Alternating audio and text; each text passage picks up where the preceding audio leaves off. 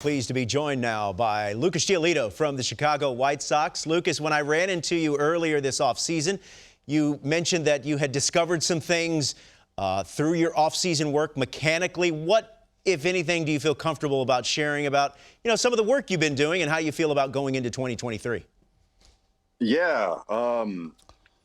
Last season, I was really out of sync for most of the year. And so when I got home for the off season, it was very important that, we kind of identified like the issues where I was firing incorrectly in my delivery, and got on a nice plyo ball program. Got to shout out Ryan Chapman Baseball Compound down in Irvine.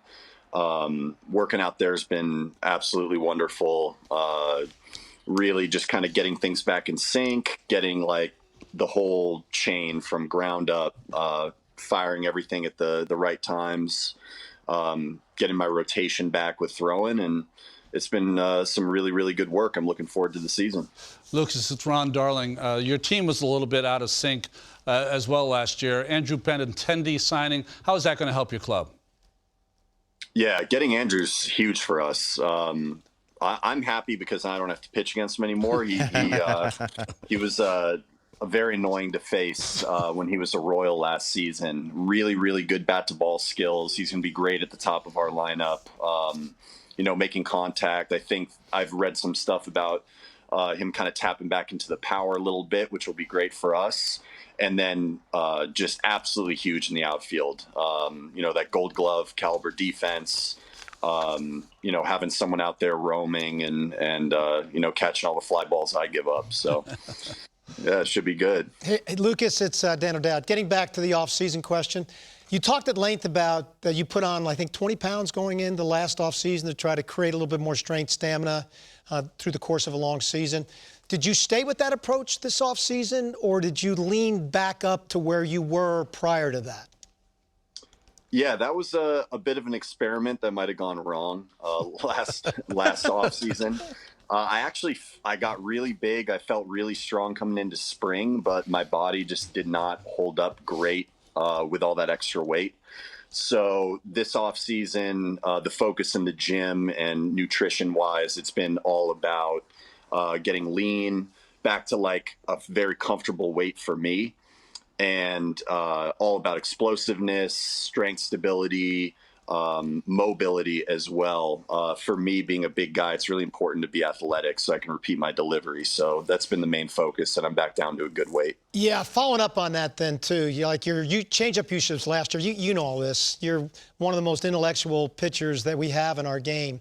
Like your changeup, when it's right, you could argue it's the best changeup in the game.